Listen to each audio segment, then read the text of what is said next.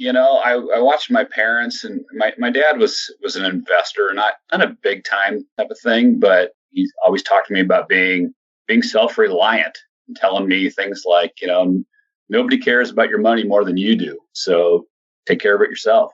So that's kind of all where it got started. I'd watch him and my mom, and like I said, they were kind of lower middle class, and I just wanted more than that.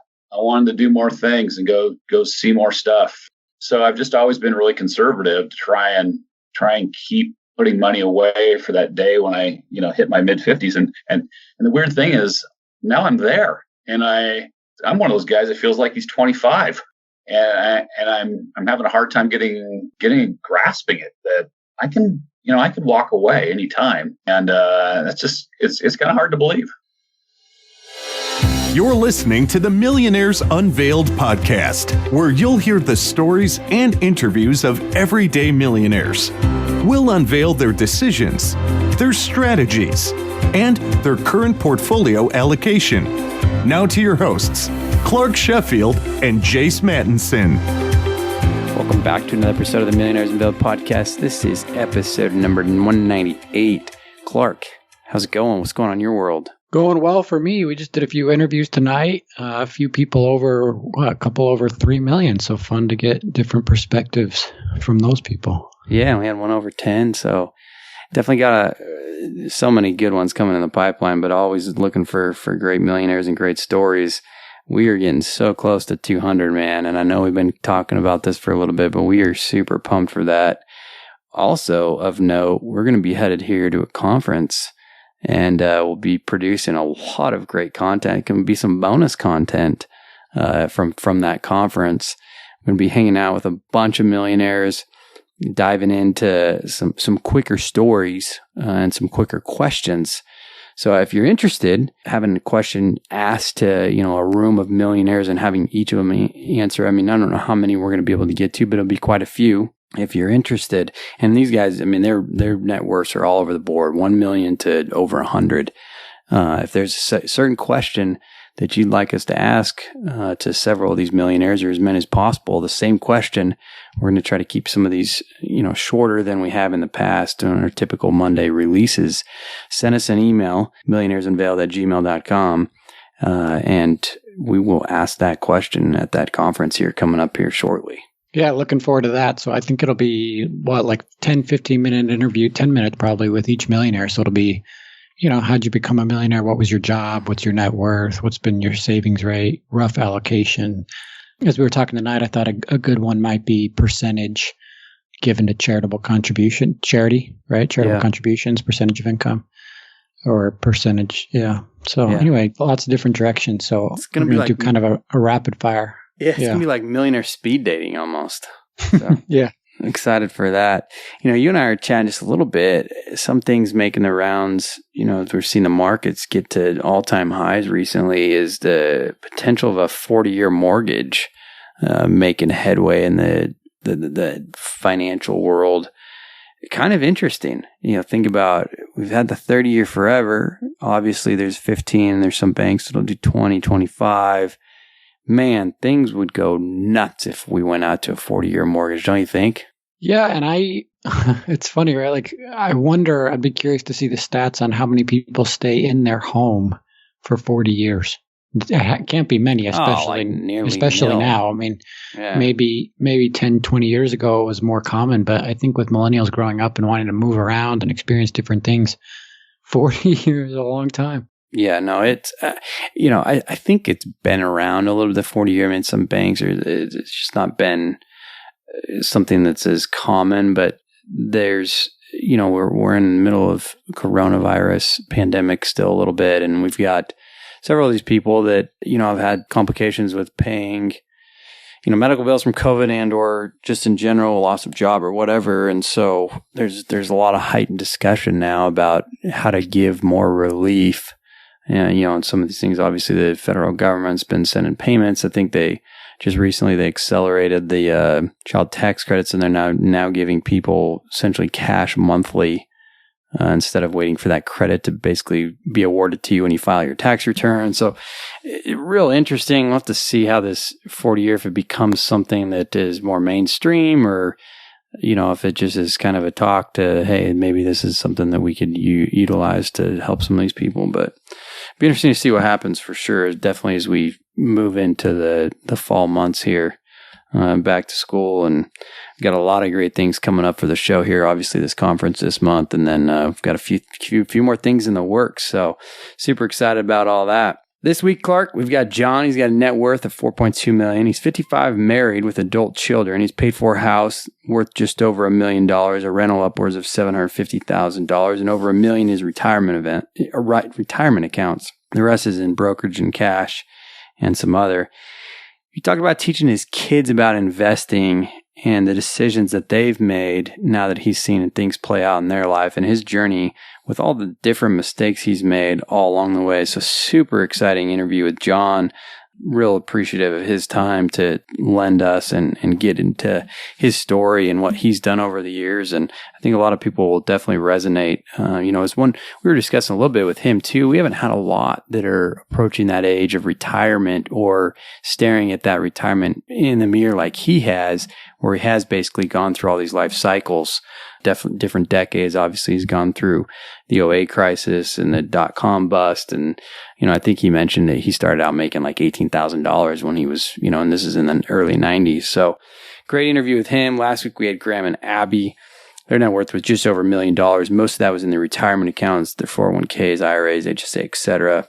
About $80,000 in a brokerage and a paid-for house. They used to be landlords, but sold their rental properties. They were in their 30s and 40s.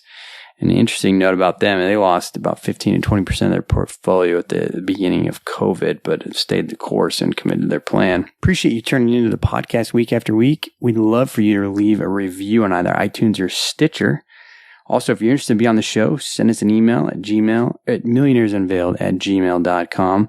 Also, we're going to have several investments here coming up in the pipeline. If you're interested in those, reach out to us and we'll get on a call and go through our process with you. Without further ado, let's get into this episode with John. John, do you want to just give us a little about your background and what you're up to now? Yeah, so I'm 55 years old, and I've been selling advertising for my entire career since I got out of college. Numerous different things with print products and digital products, that type of stuff. Been married for 27 years and live here out in the Pacific Northwest near Seattle. Awesome. And what is your net worth today? My net worth is about $4.2 million. Wow. And how is that broken up? Well, my house is a little bit over $1 million, maybe 1.1. We have a rental, a condo that's right next to Microsoft. Is Zillow puts it a little over 800. My 401k at work's a little over $500,000. Then we also have another 800,000 in IRAs, Roth IRAs, rollover IRAs, that type of thing. And then maybe another $100,000 in brokerage account. And then some other, just savings and CDs and that type of thing. And the real estate's all paid off? All paid off, yep.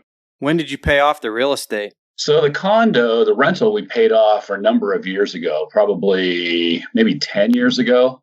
And the house we just finished up about right before COVID hit, actually. I think it was in February or something of that sort. Did you end up paying both those off early, or were they on 15-year mortgages, or what?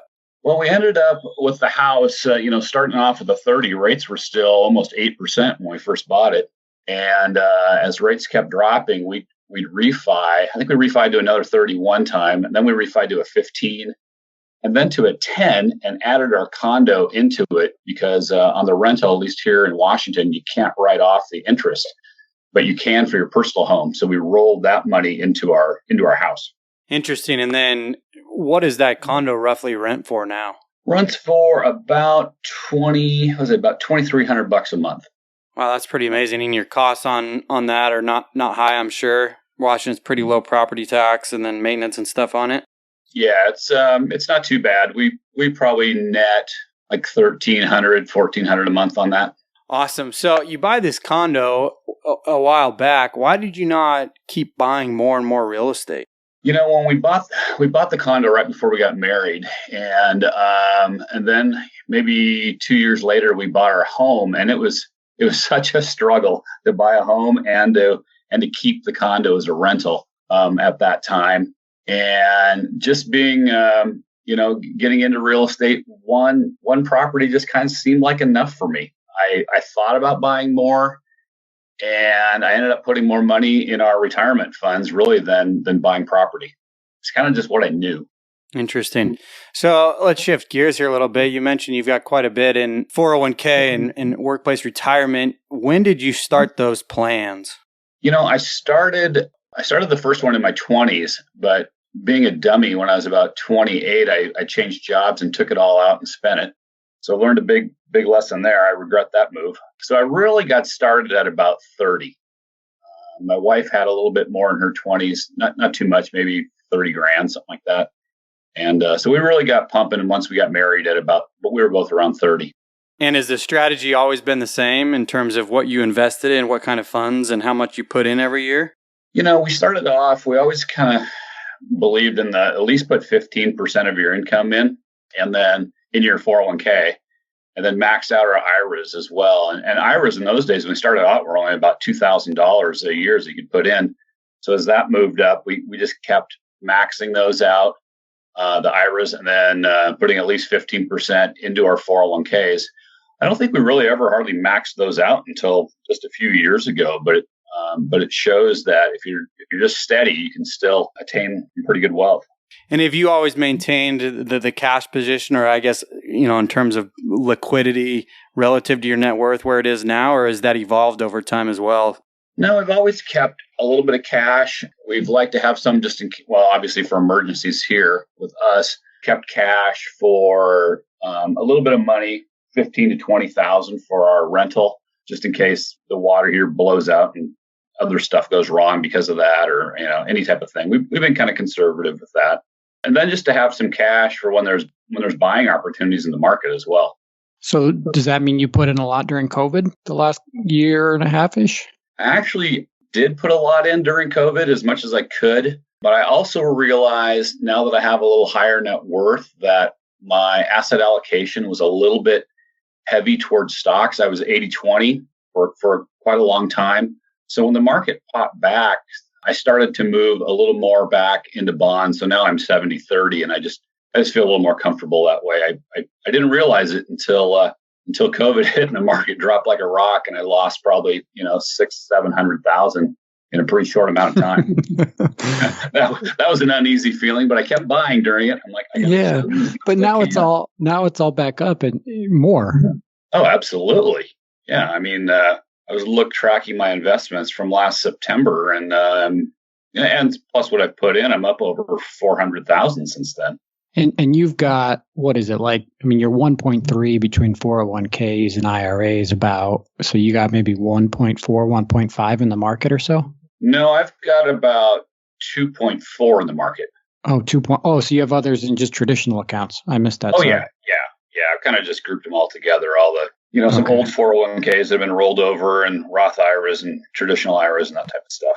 Okay. So if you have $2.5 million in the market, and I mean, why not stay at 80-20 or even 90-10 or even 100% stocks, knowing that if it drops 50-40%, you still have $1.2 million, and eventually it probably comes back and you have this cash flow from the real estate. Right. Yeah. I think as I'm getting closer to retirement, I just, my wife and I have just decided that we'd like to keep a little more stable. Kind of helps us just feel better about it, I guess. That's a good question. It's easier said than done, right? It's easy for me to sit here and behind the screen and tell you what to do. Yeah. I mean, you can tell me that, but when I watch my, investments drop 600 grand in about 6 weeks. Yeah, exactly. It scares the heck out of you. So the real estate over $2 million between the two properties, right? You're right. Yeah. How does that make you feel at 50% of your net worth? That's fine? It's fine. Yeah. I really can't believe it, to tell you the truth. That's that much now, just the way the market has gone in the Seattle area and prices increasing. It's really quite spectacular. And what did you buy both of those at? Do you remember? So the condo that we rent, we bought that for around 90,000. Wow. How many years ago? Oh boy, that must have been in, 25, 26, 27 years ago, something like that, 28 years ago. And then the house, our home, we bought for, I think it was for 190. And that was about 25 years ago. You bought it for 190,000 and it's worth how much now? Well, if you believe Zillow, it's worth a little over 1.1 million. Wow. And the neighbor's house just sold, which is quite a bit smaller than ours, for a little over $1 million. So I'm pretty confident that number is actually pretty much on the money. Wow. So does it make you want to sell either of these properties? We're not yet. We're patient. We're waiting for my son's a senior in college. When he's done next May, we'll start looking at some things, and then one of these might go. So how much of your net worth, John, is from contributions that you made, money that you personally put in, or from appreciation? Is most of this from appreciation and just continually grinding and putting money in the market and obviously letting the real estate appreciate? Oh, absolutely. Yeah. We like I said, we really haven't maxed out our 401ks. Like I said, we put at least 15% in. I put in 20% now, but this is mainly appreciation and some nice matching over the years and that type of stuff. Yeah, so let's talk about that. What did you do? You said you always put in at least 15%. So did you always do that right from the start? And is that all you saved, or was there more in cash? How much what was your savings rate?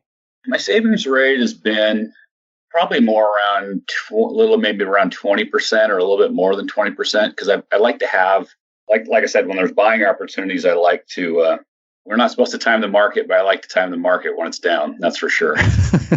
It just makes me feel kind of good. And the 20% is gross on your take home, or net? I mean, net on your take home, or gross, or what? Yeah. It comes right off the top. So, but now, I mean, that's kind of been over the years. Now I'm probably saving, I save more like 30% now. 30% of your gross. Yeah. Okay. And normally we ask this at the end, but just so we can get an idea of how much that is that you're saving, what's been your range of household income through your working life? Right. Well, it's gone from very small. I mean, my first job, I probably made $18,000 back in the 90s. Last year, I was a little bit over 125,000. My wife had lost her job during COVID, but then started back working again in I think it was November, December, and she's at about 100,000. So, we've gone from pretty small years ago up to a little over 200,000 for a while. Yeah, good for you. Yep. And how did this all start, John? I know that you said your dad had an influence in teaching you personal finance. Is that where you started learning about all this? Yeah. I watched my parents, and my dad was an investor, not a big time type of thing, but enough. We talked about Vanguard of all things. And that's where he was into, low cost mutual funds and keep your expense ratios down. And he's always talked to me about being self-reliant and telling me things like, nobody cares about your money more than you do. So take care of it yourself. So that's kind of all where it got started. I'd watch him and my mom. And like I said, they were kind of lower middle class, and I just wanted more than that. I wanted to do more things and go see more stuff. And, luckily I met a wonderful, wonderful woman, and she had those same kind of goals. And thankfully I married right. Yeah. So do you do more stuff now, or is it hard to spend the money? We took a big trip to Europe a couple of years ago, so that was good. I think our travel's kind of been fairly the same as it has been in the past, but it's, I think maybe we might spend a little more on travel than, the way we used to. We're pretty frugal, but we're still kind of the same way, actually. The more I think about it, we're kind of the same way. So net worth of over 4, how much do you spend on a vacation? If you go to Europe, how much does that cost you? I think that we went to Arizona in May, and that cost us about $8,000 for 10 days. So that's how many people you're paying for kids too? Yeah, our adult kids came along. Like I said, one's still in college. So, but we also were generous to our daughter as well. And yeah, we paid for all of that for all 4 of us. So. That's a lot for 10 days, right? Yeah, I think so. Yeah. But I like to have fun and go do stuff and play golf and, eat at nice restaurants. And heck, you're on vacation. Let it rip a little bit. So how do you do? How do you do that with kids, John? Do you make, if you guys are going on vacation, do you have them pay to get there? Do you have them pay for anything? How do you do that with family now that your kids are growing up a little bit? Yeah, it's funny. We were just having those conversations of our daughter will definitely be paying her own airfare. We're doing a short trip to Utah, September, and she's going to help pay for the hotels and that type of stuff. Our son, since he's still in college, we still cover him, but as soon as he's out and has a job, he'll be paying for his own stuff as well. That's why we raised them and paid for their college, and they can start taking care of things on their own. So you paid for all of college, including room and board? Yeah, we've paid for all tuition and room and board. They had to pay for their own expenses and books. Okay, gotcha. So let's back up a little bit here. Tell us about your story. How are you said you were born middle-class family. You talked about your dad a little bit, but what's your story? I assume you went to college. Yeah, I went to Washington State University, and like I said, I've been in advertising my whole career. I wasn't the smartest guy in the world. I had a 2.7 out of college, but luckily I could sell, and I was willing to listen and learn to some pretty good mentors. And, that helped me grind away at this career to make it. John, how did you choose to go into selling advertising? It's funny. I was in college, and my goal was actually to be on air. I wanted to do something with TV or radio, and that's what I went to school for.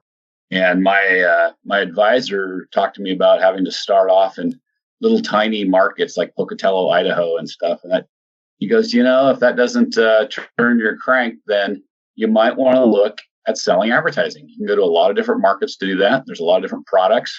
He goes, and quite frankly, you'll make more money than you would being an on-air talent, because it's just, it's tough to get into big markets doing that. And I thought about it, and I go, God, that really kind of makes some sense. And so I moved forward from there.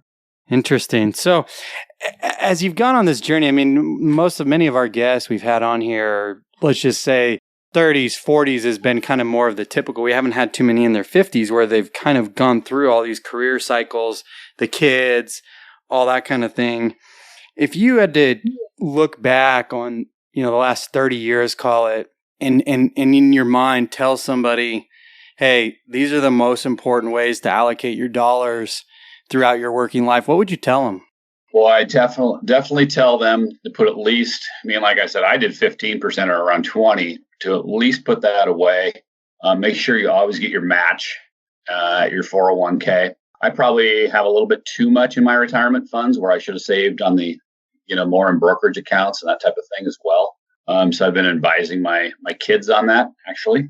And, when you're young, put a lot in a Roth too, and pack it away that way. But, if you can make it in your 20s and get quite a bit of a nest egg built up, compound interest works magic. And that's what I advise people to do. That's what I advise my kids to do. Put as much away as you can when you're young, and just watch it grow.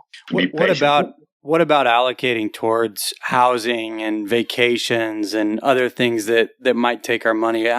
What level of importance do those things play, and have they played for you and your family over the last 25, 30 years? Yeah. We always have gone on vacations. We do a lot of 3-4 day stuff, but every year we at least do one vacation that's, say, 10 to 12 days long. I'm a real believer in that, just to check out of your business life and try and get away from everything, and to go enjoy some beautiful places in this country and around the world. So don't be so frugal that you're not going to live and see neat things and do fun things, and to really enjoy your life.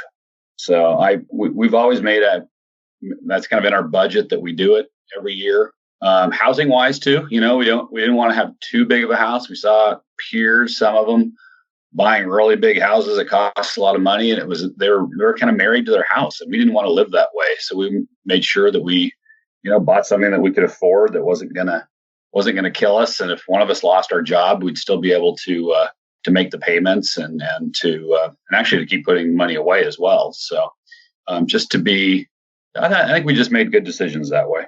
What about cars? I love cars. when I was younger, I went through a lot of cars. I probably every three years or so, I'd buy a different car. I never bought new cars until I think I was just getting ready to turn 50. Right, I was in my late 40s, and I finally bought a new car. But I always bought nice used cars. Had a midlife crisis in my late 30s and bought an Audi, and that was great. Best car I ever had. Except I hate the prices for repairing it were just brutal.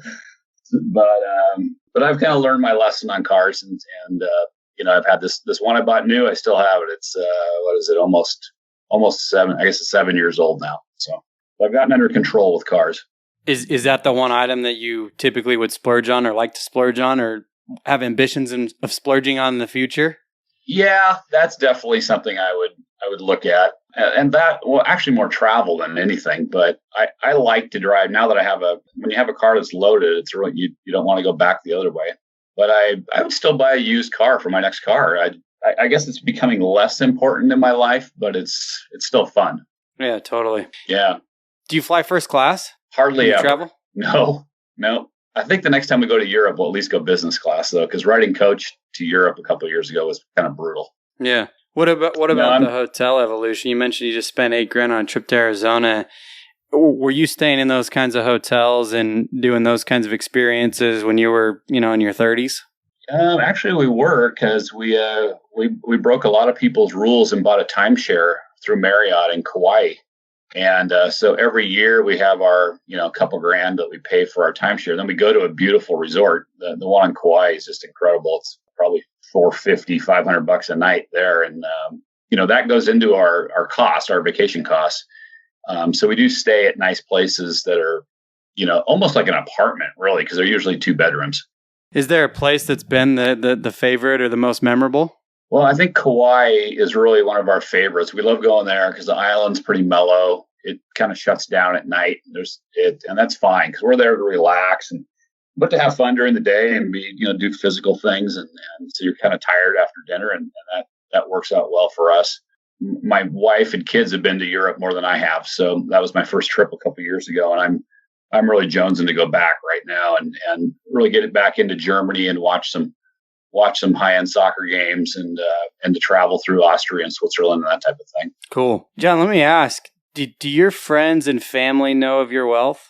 I have maybe 2 friends that I talk to about money. So they know about it.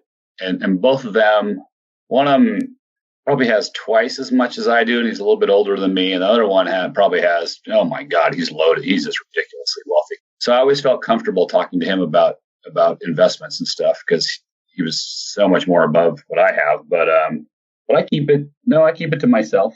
I think that's the best way to do it. How did those conversations come up with those 2 individuals that you I guess maybe had discussions on investments or looked for mentorship or however you want to define it? How did those conversations start with them? Well, the one who is very wealthy, I knew about his wealth because of his family. So I just felt really comfortable bringing up money things. When we made it to $1 million, I was so proud to tell him because he was the one guy that would go, "Oh, that's cool." I already have 30, but that's the, so I just felt really comfortable with him. Just like I said, because of his wealth, it was easy. The other guy, I was kind of we worked together and we split an investment newsletter together that we kind of followed. And like I said, he's about maybe 10 years older than me.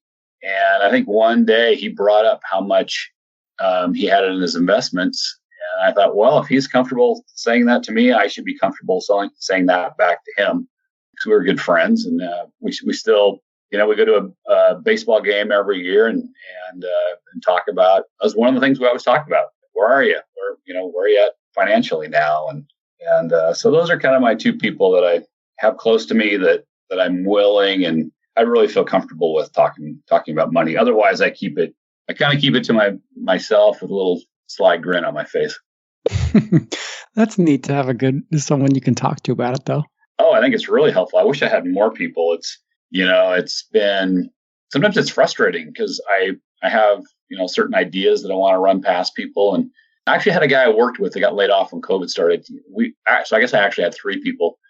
he was comfortable with it too. So, but I still, like I said, I wish I had a few more, just at different phases in their lives to, just to feel comfortable around and just run ideas by and figure out when to pull the trigger on retiring and that kind of stuff. Yeah. So did it surprise you that you got to over 4 million, John? Yeah. My goal was always 1 million. Then we got to that, and it really wasn't that big of a deal. I think we had a couple beers and had some tacos and called it good and kept going. And, then we hit 2 million and it was the same thing, except I think we moved to chicken wings. So, that might even be cheaper. It probably is. Well, they're homemade. So I look at it now, and we've kind of figured out that with the type of travel, we'd like to really do some extensive travel. So if we can, be able to pull 120,000 or so out of our investments every year, then we can live pretty good. So we're almost there. Yeah. How much do you think you'll need to spend, or what will your household spending be annually? Well, we think it would be 120,000, but like one of my buddies one of my financial buddies I was talking to, he goes, I think that's high. But, we have a spreadsheet with everything in it. And, even when my son's out of college, we're still, there's a lot in taxes, a lot in insurance. Obviously, some of those things will drop when I get a 21-year-old off my car insurance. That'll help. So it's, I hope our expenses are lower. So with that, thinking that the goal was 1 and now you're at 4.2-ish, and it's obviously going to keep growing here. I don't know when you plan to retire. Do you look back and say, gosh, if I knew I was going to make it to over $4 million, I would have spent differently, or I would have done more of this, or I would have done less worrying? Or do you look back at all and think that? I kind of look back and go, I have worried because, there's been job losses or things where things just weren't going well financially. Maybe you weren't making the money you thought you would. And there's just been, life has ups and downs in it.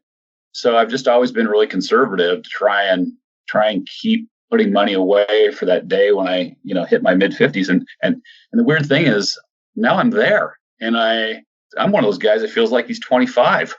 And I'm having a hard time grasping it, that I can walk away anytime. And that's just, it's kind of hard to believe. So what makes you not walk away? We've always said we want to get our son done with school. So like I said, that'll be done next May. We'd like to have 3 million in the market, with the cash and everything too. Then that would be where we really need to sit down and go, okay, we're ready to do this. So, when you've worked your whole life, it's hard to go the other way. It's not like we spend 25,000 a year. We spend pretty good. So, I guess I'm just nervous about, or not nervous, but it's kind of the unknown. What happens if the market goes down a ton again? So it's just, like I said, that's where I've changed my asset allocation to try and be ready for things like that. And, I'll have sequence of return risk and that type of thing. So yeah, I think we're there, but we just like to have a little more in our investments. And I hope I'm not turning into one more year syndrome type of guy. Well, it's hard. It's hard. I think it's probably hard to do it, especially with higher net worth and high income. It's hard to walk away from that. And we don't feel like our net worth is that big. I mean, I know it's over 4 million, but it almost doesn't seem real. We've just been grinders our whole life and still been having fun and doing a lot of things. We go to a lot of sporting events and a lot of entertainment type stuff. So it would be strange not having a paycheck coming in. So when you were in the middle of it, the ups and downs, the job losses, the struggles, this and that, kids, all those things you just mentioned, did it feel like it was moving slower than you wanted it to? The net worth needle, the passive income? Yeah, especially in my 30s. And even after we hit 1 million, it still felt slow. It's like, are we ever going to get over to 2 million? Because you start looking at how much you need to live on. And I know you can be really frugal. And it's like, I don't want to live a life that way. That's not how I want to do it. So it's just a matter of, we've just kept grinding. Do you remember 4.2 now, as we've said, do you remember what age you were for each of those million? Best guess? I think we were our late 30s, like 39 when we hit $1 million. It was somewhere right around there. Maybe we were in our early 40s. And, I look at net worth, but I also look at just my investments.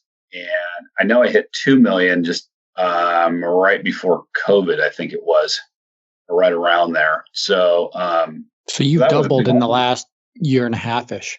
What's that? You've nearly doubled net worth in the last year and a half or so, year and 7 months. Yeah, I mean, the way the real estate has gone, that's just been huge increases, and of course the stock investments as well. Yeah, pretty amazing. My bond investments, it's like some of them are down over the last year. I'm like, in the market would really be flying now. Yeah. Now you mentioned your kids, teaching your kids to put in money into investment accounts and to do this and to do that. Yeah. Are they interested in this stuff? They are. When they both turned 18, we opened Roth IRAs on their birthday, put money in, their own money in, and then we matched some of it. I think my son has, I know he had a Robinhood account. I think it's that TD now, maybe. And he's been dipping his toe into crypto and some other stuff and playing with that. My daughter, again, she's 24, and I challenged her. I said, it'd be nice for you to have a net worth or have $100,000 in investments by the time you turn 25. And she did it when she was 23. So I was really super proud of her for that. That's just setting her up for life. She's putting it away early. That's something we talked about. Yeah, totally. Did you use any special vehicles, the 529s or ESAs, to pay for college for them? Yeah, we used a 529. There's a Washington account that we used. And matter of fact, I'm just looking at the balance of it right now, and it's about $3,000. So we've been we've been spending it down as the kids have gone through school. So there's one more year left, and we'll get that $3,000 will be gone when I write the next check for tuition, and then we have some money on the side just in cash to help pay for the rest. Totally. Have you had these conversations with your kids where your net worth is and what your investment strategy has been over the years? Yeah, it's kind of something that as they've gotten older, we wanted to make sure they knew about it. We went and did an estate plan and kind of brought everything out then and just made it clear for them kind of where we're at. It was really interesting. We were all together. I think it was in Arizona actually in May. And I said, what if we don't leave any money to you guys? And they both looked at us and said, you know what? We're going to make it on our own anyway. So it doesn't really matter. And quite frankly, I was shocked. That's got to be rewarding though to hear from kids, John. It was really cool. It was really super cool. I mean, for my parents, with the inheritance I got was like $30,000. And I look at it for my kids and go, wow, they're self-sufficient. We wanted to raise them to be self-sufficient, to be good adults, to run their own lives, and that day with that conversation really made me feel like we did something right. You mentioned that you went and did an estate plan. How long ago did you do that? And was that the first time that you visited any financial planning that way? Yeah, we really hadn't done much financial planning. We met with a financial planner years ago, and I kind of figured out I can do this on my own just as easy. At that time, I think maybe the market was going down. And I thought, well, I mean, if somebody can lose 20% in the market for me, I can do that on my own. So, and then as our net worth grew, it was, we had a will all the time, but we needed to make sure we had everything else in order. So we found a really good estate planning attorney to. What were some of those conversations like when you first met your wife and discussed these? I know earlier in the conversation, you mentioned that you've killed it that way and your wife's been an integral part of this. How did you know that was going to work out for you and be in such a favorable scenario for you? Well, at first I used to joke that I told her, if you don't have real estate, I won't marry you. And so she, it was funny because she bought the condo, the rental that we have now before we got married. And I always laughed about that because it was, I was just joking, but actually was a wonderful move on her part. And we had a lot of conversations about, not being in debt. I had a little bit of debt before we got married and I paid it all off, before we were married because I didn't want to bring debt to our marriage. And she was really probably smarter with money in those days than I was. And then she kind of wanted to be hands off and I kind of got into it. So I did a lot of studying, a lot of reading, watching TV shows and podcasts and get my hands on everything I could to figure this out. So it was, and she's trusted me the whole time. And but she was really the base. She's, just a wonderful woman. And like I said, I'm really blessed to have found her. How much debt did you guys have? Before we got married? Yeah, you said you had a little bit of debt. Was that like student loans? No, I didn't have student loans. My parents paid for my college. I was fortunate there. I went to a state school. It was what we call inexpensive now. I had about $12,000 of living too large. So I paid that off. That was back quite a long time ago. So, 20 something years ago, that was, that'd probably be like 30,000 now. So it was a little bit of a push. She taught me about paying off your credit card every month so you never pay interest. And it's like, well, I've never paid interest on a credit card since I've been married to her. And so there were some little things. We discovered the book, The Millionaire Next Door, and that I got through that, and that really kind of set us up and got us going. Wow, John. Well, great story. It's fun to chat. And I know you shared a lot of advice, but what would your advice, being somebody, let me ask you this first. When are you going to retire? I get asked that a lot. My wife would like to retire in 2 years, and then I think she would like me to work a little longer, but I don't know if I want to do that. So probably the next couple of years, 2-3 years. So we've probably only interviewed, I don't know, a handful of millionaires that have either retired or close to retired. So if you could give advice to somebody who's in their 20s or 30s and starting off, what would your overall general advice be? My advice would be really try and keep your spending low on just everyday things.